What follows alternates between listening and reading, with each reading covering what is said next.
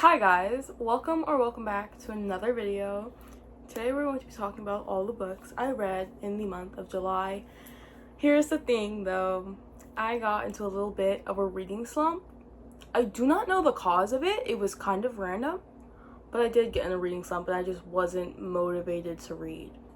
It's just like, I did get into my whole let me watch a bunch of shows and binge watched Bridgerton, Queen Charlotte, and started Vampire Diaries again, and I think I watched something else too, but that's what happened. I think the first two books I read in the month of July are the cause for the reading slump. So let's get into it. The first book I read in the month of July was The Inmate, and I read that on my Kindle for a video. You guys can go check out the YouTube video if you guys want.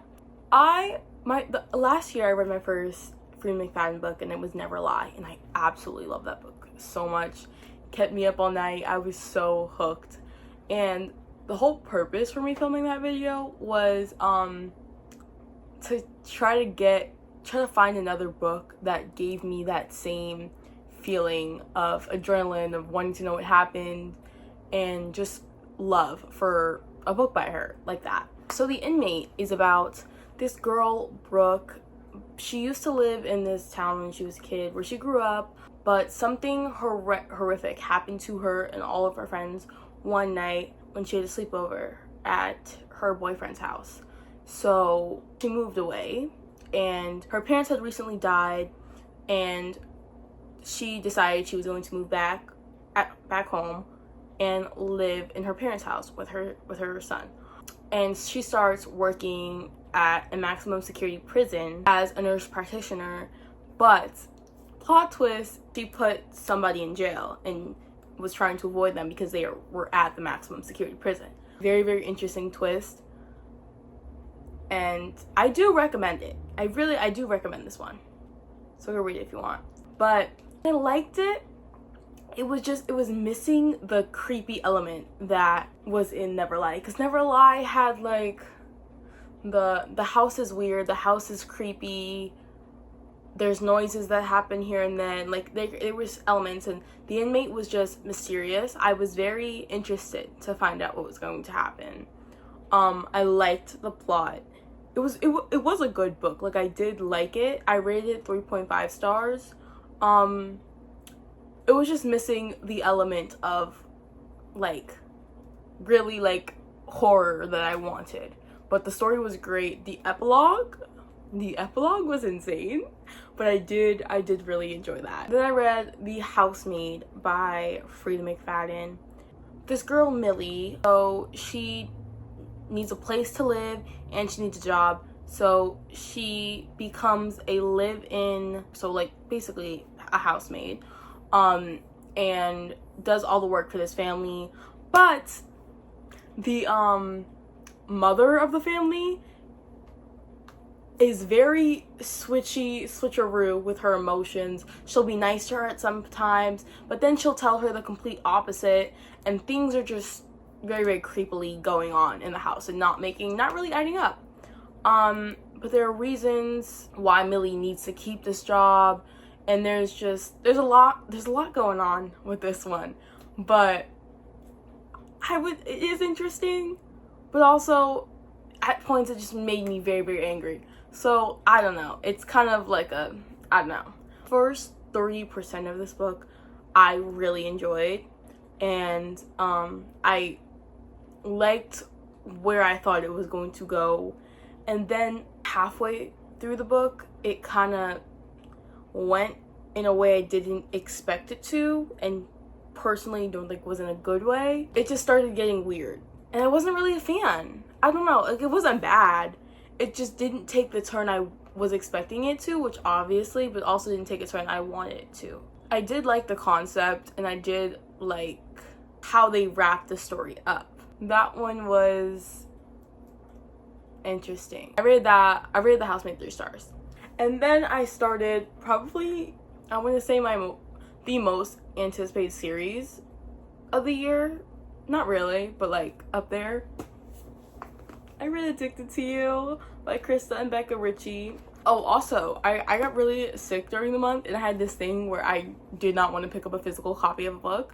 So literally, I was either reading it on my Kindle and downloading every book, or listening to the audio of it. So I basically just read this whole thing on Kindle and went back and didn't say the parts I wanted. The characters in this book, oh my god. Let me tell you guys what it's about first. Okay, so Addicted to You follows Lily and Lo. Lily is... They both have different addictions and form a fake relationship to conceal their addictions from their families. And I love it. It's a romance, but it's made, to me, I see it as a found family. And the characters and everything is so amazing.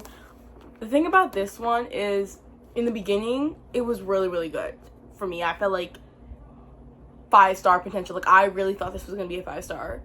And then in the middle, it just kind of got a little boring to me. And then, like, literally the last 20 pages, big freaking plot twist. And it's like, what the actual heck is going on here? But it was so interesting. I don't know. Did I cry reading this? I don't think so. I just finished Ricochet. Like, that was the last book I read, but technically that counts in my August reading. Ricochet was like an experience, to say the least. I really do like Lily Calloway. Love her. Rose, I said this in my book review when I talked about this on TikTok, but Rose reminds me of Nesta from ACOTAR in a way, but at the same point, I think personally I like Rose more. But I also haven't read, I haven't read Nesta's book yet. I also haven't read Rose's books yet. But yeah, my thing is Lo. I love Lo. I do. But the thing about him is sometimes he's really, really mean. And I mean it like towards her. He's mean towards her. And I don't know if it's when he's drunk that's how he talks and how he acts and reacts to situations, or if he's just like that as a person. But I think I'm going to blame it on the addiction until I finish the series, and then I'll figure that out. But I'm thinking it's because of his addiction. Really, I like this book, and I'm so excited to continue this series. Then I read Twisted Games, and this is probably one of my most anticipated reads this year. I know I said that for Addicted to You too, but like, it literally was. My prediction was that this was going to be a 5-star. Like, this was going to be everything. And it isn't. It wasn't. I think it was because the reading slump. If it wasn't the reading slump, this would have been a higher rating. But also, I just don't think that this series is for me. It's not looking to be like I'm a big fan. And it's not my type of romance. Like, I like emotionally connected romance, and this just seemed less based. That's how I feel about this series, especially Twisted Love. I was not a fan of Twisted Love, but Twisted Games is just, I don't know. I mean, it's not bad. Like, there's some parts that I liked. I liked the relationship before they became a thing, if that makes any sense. Because when they became a thing, it just got weird. And I was like, oh, what are we doing? This is the second book in the Twisted series, and this one follows Bridget, who is one of Ava's best friends, and her bodyguard. It is an age gap romance, but it's not like a bad age gap romance. Personally, I actually really despise age gap romances, and this is probably one of the only age gap romances you'll ever see me read. And I rated this one 3.75 because it wasn't a 4-star, but it was also a higher rating than Twisted Love. So I gave it the in-between. And then I read the book that completely got me out of my reading slump. It is now why I'm on my reading grind at the moment. I read A Curse for True Love. I don't know if you guys know, but Stephanie Garber is probably just one of my favorite authors. Like, I love her, and I love her writing, and I love this world. I love this world. Whether it's this world or that it's a Carval scene, I just love it so much. I love these characters so much. I'm just really obsessed. This is the third book, the third and final book of the Once Upon a Broken Heart trilogy, which follows Jax from Carvel and Evangeline, who is just the hopeless romantic girly you want to read about. This is in the fantasy genre, so it's a little different. It's more on the magical / fairy tale side, more than the we're fighting and we're in war type of fantasy. I don't really know how I would explain this series though. In the first book, Evangeline goes to the Prince of Hearts to ask for something, like for not a favor, but like, you know, I don't know the word, but yeah. And there's consequences to it, but he's kind of like the bad guy, the villain arc, but it's like enemies to lovers, and it's everything. Jax was my favorite book boyfriends ever. Love him. Yeah, I rated this one 4.25. I know, I feel like this month I just got a little extra with the ratings, but it just, when something doesn't feel like a 4-star, it doesn't feel like a 4.5 star. I mean, like a 4-star, 3-star, like there has to be like the little in-betweens. So yeah, but I love this, and it really got me out of my reading slump. I read it in like 2 days, which was a record, because I kind of told a little fib last month during my reading wrap up, and I was like, I'm going to read so many books in July, and then I hit my reading slump. But I feel like when you have a reading slump, it's just like, you can't control it. It is what it is, you know? And you guys know every month I do my picking a book for my TBR jar.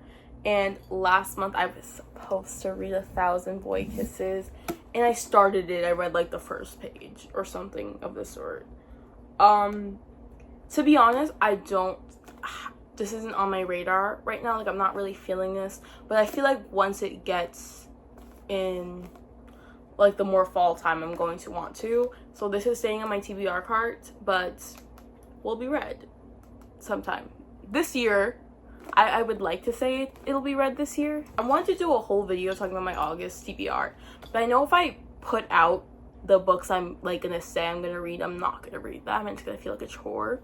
So we're just gonna pick one book and see what's on here, and if it's a fantasy book, we're gonna choose again though, because I'm not in my fantasy area at all, and I have so many books that I just recently bought that aren't in here. That's crazy. The Love Hypothesis. I DNF'd this month. It was like it was the first book I picked up, and then I put it down because I just wasn't feeling it. But okay, we're gonna put it back on my TBR then and see if I wind up reading it. But I'm not gonna force myself to read it. I'm going to attempt it again, and if I do not like where it's going, I'm going to put it down and DNF it finally.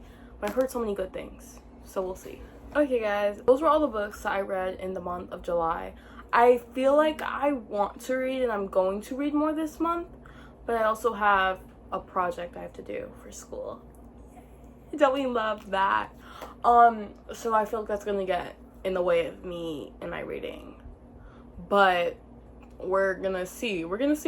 That's my thing on this channel. If you guys know, I say it in almost every video, we will see. Like, you never know how many books you're gonna read, or there's like things that in the way, you never know. So we will see you next month. I hope you guys enjoyed this video. I hope to see you guys in the next one. You guys can like, comment the books you read this month, and subscribe if you guys want. Bye.